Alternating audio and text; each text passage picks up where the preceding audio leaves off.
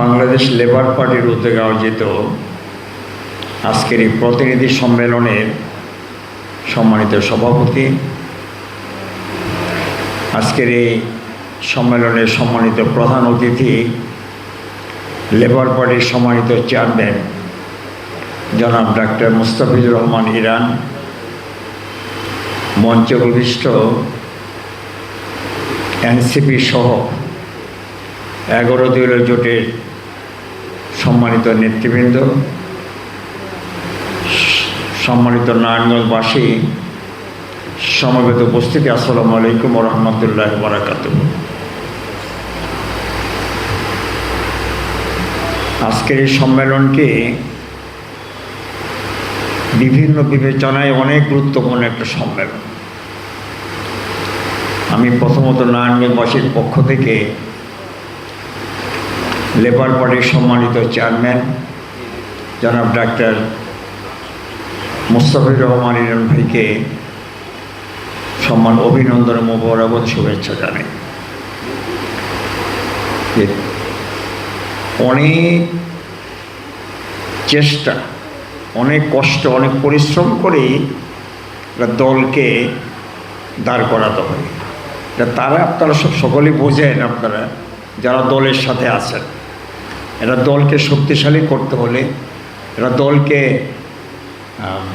বড় করতে হলে কি করতে হয় এটা আপনারা জানেন।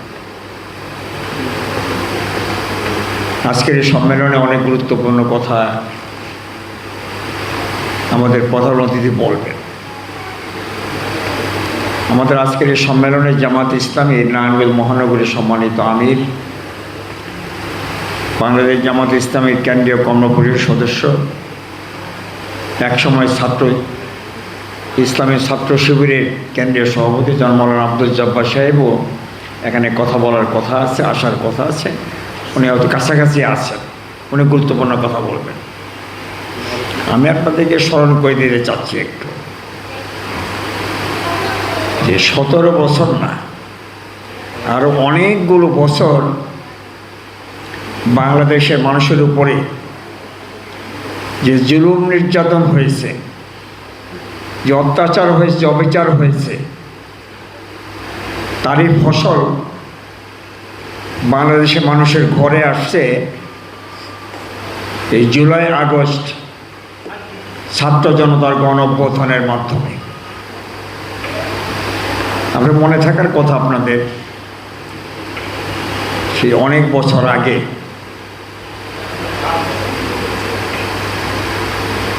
ঢাকায় এদেশের এক সাবেক প্রধানমন্ত্রী তার নির্দেশে লগি বৈঠা দিয়ে রাজপথে মানুষকে সাপের মতো পিটিয়ে যে জুলুমের শিকার হয়েছিল, যে অত্যাচারের শুরু হয়েছিল, তারই শেষ হয়েছে 5ই আগস্ট। এই 5ই আগস্ট করতে গিয়ে যারা দেশের জন্য শাহাদাত বরণ করেছেন, আমি কথা শুরুতেই তাদের জন্য আল্লাহ তাআলার কাছে দোয়া করছি, আল্লাহ যেন তাদেরকে শহীদ হিসেবে কবুল করে। যারা এখনও অসুস্থ আছেন, চিকিৎসাধীন আছেন, আল্লাহ যেন তাদেরকে দ্রুত শেফায়ে আজেলা কামেলা পরিপূর্ণ সুস্থতা দান করে। শহীদ পরিবারগুলো যারা আছে তাদের প্রতি আল্লাহ তাআলা রহমত বর্ষণ করেন। পাশাপাশি এখনই বলে রাখি, এই পরিবারগুলো এখন অনেক অসহায়। যারা আহত, যারা নিহত, যারা পঙ্গু, যারা শহীদ, এই পরিবারগুলোকে পুনর্বাসন করার দায়িত্ব আমাদের সকলের। আমাদের হলেও আমাদের দেশের যারা দেশ পরিচালনা করেন, তাদের উল্লেখযোগ্য গুরুত্বপূর্ণ প্রধান দায়িত্ব হওয়া উচিত এই শহীদ পরিবারগুলো, এই জুলাই যোদ্ধাদের পরিবারগুলো, জুলাই যোদ্ধাদের পরিবারের পুনর্বাসনের জন্য সার্বিক এবং পূর্ণাঙ্গ ব্যবস্থা গ্রহণ করা উচিত, পরিকল্পনা গ্রহণ করা উচিত। সম্মানিত নারায়ণগঞ্জবাসী, সম্মানিত উপস্থিতি, আপনারা জানেন যে 5 তারিখের আগে এই নারায়ণগঞ্জে ছিলেন আপনারা দেখেছেন নারায়ণগঞ্জে কী ছিল। নারায়ণগঞ্জে একটা পরিবার ছিল যাদের ব্যাপারে সকলেই কথাবার্তা বলে, কিন্তু এই পরিবারের বাইরেও আরও যারা ছিল তাদের কথাও ভুলে গেলেও হয় না। ওসমান পরিবারকে সহযোগিতা করেছে যারা, তারা কম দায়ী না। ওসমান পরিবার যেমন দায়ী, ওসমান পরিবারকে যারা সহযোগিতা করেছে, ওসমান পরিবারের সাথে যারা সম্পর্ক রেখেছে, তারও দায় কম না।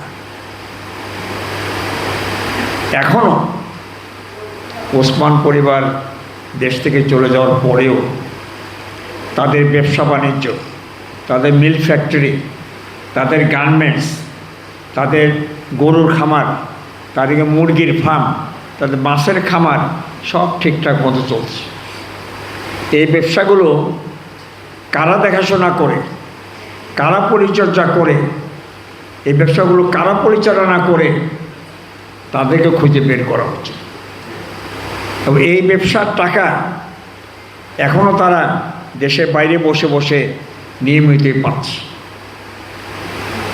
এই ব্যবসার টাকা দিয়ে এখনও বাংলাদেশে বিশৃঙ্খলা সৃষ্টি করার জন্য তারা প্রচেষ্টা চালাচ্ছে। মাঝে মাঝে দেখেন না মিছিল হয়, টাকা কে দেয়?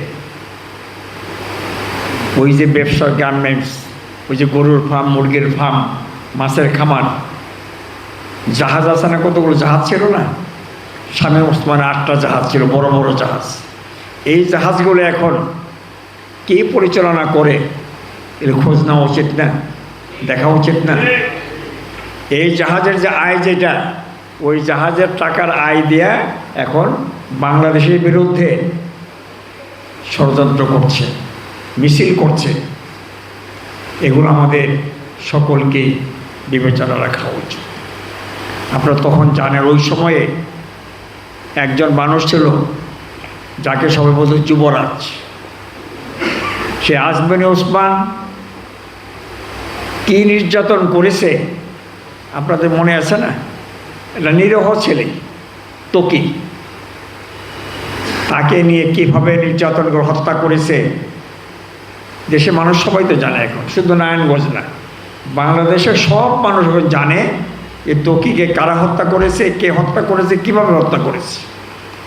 এখনও তকি হত্যার বিচার হয়নি। এটা বাংলাদেশের জন্য দুঃখজনক, লজ্জাজনক। আমরা অতি দ্রুত সময়ের মধ্যে এ তকি হত্যার বিচার ও দোষীদের দৃষ্টান্তমূলক শাস্তি দাবি করছি। আপনারা জানেন যে আজমির ওসমান একটা বাহিনী ছিল, তাই না? তবে অনেকগুলো হুন্ডা ছিল। এই হুন্ডাগুলো এখন কোথায় কেউ জানেন? এখনও খোঁজা হয়নি যে আজমির ওসমানদের, অয়ন ওসমানদের যে বাহিনী ছিল, তাদের যে হুন্ডা ছিল, তাদের যে গুন্ডা ছিল, তারা এখন কোথায়? সে হুন্ডাগুলো কোথায়, সে গুন্ডাগুলো কোথায়? তারা তো সব ভারতে যায়নি, হুন্ডাগুলো তো নিয়ে যায়নি। আমাদের দুর্ভাগ্য যে আমাদের প্রশাসন এখনও তাদের সেই হুন্ডা, তাদের সেই গুন্ডা খুঁজে বের করতে পারেনি। এটা জাতির জন্য দুর্ভাগ্য। আপনারা এটাও জানেন আওয়ামী লীগ এবং শেখ হাসিনারা তারা কি চেয়েছিল? তারা চেয়েছিল কিয়ামত পর্যন্ত দুনিয়া যতদিন থাকবে অতদিন ওরা বাংলাদেশ ক্ষমতায় থাকবে, আর কেউ যাতে করে এখানে ক্ষমতা আসতে না পারে। সারা জীবন লুটপাট করবে ওরা, জুলুম অত্যাচার করবে, এমন একটা চিন্তাই ছিল শেখ হাসিনা, আওয়ামী লীগের। এই চিন্তা করে আর কী করেছিল তারা, যত জায়গা আছে দেশের সব জায়গাতে তাদের লোকজন বসাইছিল, সব দখল করেছিল। পুলিশে, মিলিটারিতে, র্যাবে, সেনাবাহিনীতে, মসজিদে, মাদ্রাসা, যত কমিটি আছে, স্কুলে, মাদ্রাসা এখানে আছে। কোনো জায়গায় এমন থাকবে না যে জায়গাতে আওয়ামী লীগ ছাড়া আর কেউ থাকবে। এইভাবে দেশে একতন্ত্র কায়েম করার জন্য তারা চেষ্টা করেছিল, তারা করেছিল। এখনও কিন্তু দেখবেন ওদের পতন হওয়ার পরেও প্রশাসনে যারা আছেন তারা কি নতুন লোক কোনো? তারা কি নতুন লোক না। এখন যারা আমাদের এখানে প্রশাসনে আছেন তারা একসময় অন্য সময় তো এখন আরেকটা জেলায় ছিল, এরা ওই জেলায় থেকেই বাংলাদেশের মানুষের উপর জুলুম অত্যাচার করেছে, খুন করেছে, গুম করেছে, হত্যা করেছে, মামলা দিয়েছে, সীমাহীন নির্যাতন করেছে। তারাও কোনো ওখান থেকে নারায়ণগঞ্জে আসছে, এখন ভালো হয়ে গেছে, এখন ফেরেস্তার মতো কথাবার্তা করে। ওর যারা নারায়ণগঞ্জে ছিল, যারা যেই পুলিশেরা নারায়ণগঞ্জে মানুষকে বেধড়ক পিটিয়েছে, হাত ভাঙছে, পা ভাঙছে, অপদস্থ করেছে, মিথ্যা মামলা দিয়েছে, তারা এখন আবার অন্য কোনো এক জেলায় গিয়ে তারা ভালো মানুষ হয়ে গেছে। পুলিশ তো ওইটি আগেরটাই, আগের এই পুলিশ যারা তারা তো সেই সব গোপালগঞ্জের লোক, তারা তো আওয়ামী লীগের লোক। তাদের ব্যাপারে যদি আমাদের সরকার সঠিক সিদ্ধান্ত দিতে না পারে, নিজেরা ক্ষতিগ্রস্ত হবে। এছাড়াও মনে রাখবেন, আমাদের কথা আছে একটা, যে ইরান ভাইয়ের গরুটা যেই ক্ষেতের কোলেই খাইয়া মারা গেছে, ওই ক্ষেতের কোলেই যদি শকতের গরু খায়, মারা যাবে না? সেটা মারা যাবে। আমাদের সবাইকে বুঝতে হবে, যে অত্যাচার করে, যেই কাম করে, যে অপরাধ করে আওয়ামী লীগ এবং শেখ হাসিনার পতন হয়েছে, এই ধরনের অপরাধ যারা করবে তাদেরও ওই অবস্থাই হবে, এর চেয়ে তো খারাপ হবে। সম্মানিত উপস্থিতি, সম্মানিত নারায়ণগঞ্জবাসী, আপনারা সবাই ভালো করে জানেন, আগের মতো করে আগের অবস্থায় এবার দেশটা ফিরে যাওয়ার মতো অবস্থা হয়েছে। সেটা কীভাবে জানেন? যে সব কিছু ইরান ভাই পকেটে থাকতে হবে। এই দেশটা যা আছে সব ডাক্তার সাহেবের পকেটে থাকতে হবে। যত মাদ্রাসা কমিটি, যত মসজিদ কমিটি, যত স্কুল কমিটি, খালের কমিটি, নদীর কমিটি, যত কমিটি আছে, যত পুলিশ আছে, যত কিছু, যত জায়গা আছে, যত কমিটি আছে, সব ইরান ভাই থাকতে হবে একলা। আর এখানে কমিটিতে কেউ থাকতে পারবে না। এই অবস্থা করেছিল আওয়ামী লীগ, এখন সেই অবস্থা ইরান ভাইও করেন, তো ইরান ভাইয়ের অবস্থা ভালো আগের মতোই হবে, আরও খারাপ হবে ইনশাআল্লাহ। এখন কি হচ্ছে জানেন? এখন সেই অবস্থা হচ্ছে এরকমই, 5 তারিখের পরে যেখানে যেখানে সরকারি প্রশাসক নিয়োগ ছিল তাদেরকে বাদ দিয়ে এখন রাজনৈতিক প্রশাসক নিয়োগ হয়েছে।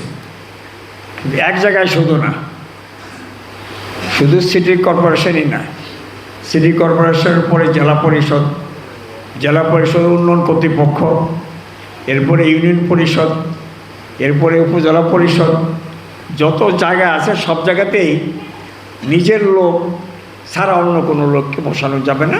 সবগুলি দখল করার মতো এককেন্দ্রিক করার মতো একটা প্রক্রিয়া আবার শুরু হয়েছে। সে আওয়ামী লীগের মধ্যে শুরু হয়েছে, সে হাসিনার মধ্যে শুরু হয়েছে। এই চিন্তার পরিবর্তন না হলে দেশের কোনোদিন কোনো উন্নয়ন সম্ভব না। দেশটাকে উন্নয়ন যদি করতে চাই কেউ, আমরা আমাদের সবাইকে ঐক্যবদ্ধ হয়ে, একসাথে হয়ে, মিলেমিশে দেশের উন্নয়ন করা সম্ভব। একা কারো পক্ষে দেশের কিছু করা সম্ভব না। এরপরে আপনাদের বলি, যে যাদের জন্য করে, যাদের ত্যাগে, যাদের কোরবানিতে, যাদের রক্তে দেশের এই পরিবর্তন সৃষ্টি হয়েছে, সেই পরিবর্তনে যাদের মুখ্য ভূমিকা ছিল, তাদেরকে সম্মান দিতে না পারলে, অন্য কোনো উপায়ে দেশের সম্মান বৃদ্ধি করা সম্ভব না। সম্মানিত উপস্থিতি, আমাদের আজকের এই অনুষ্ঠানের সম্মানিত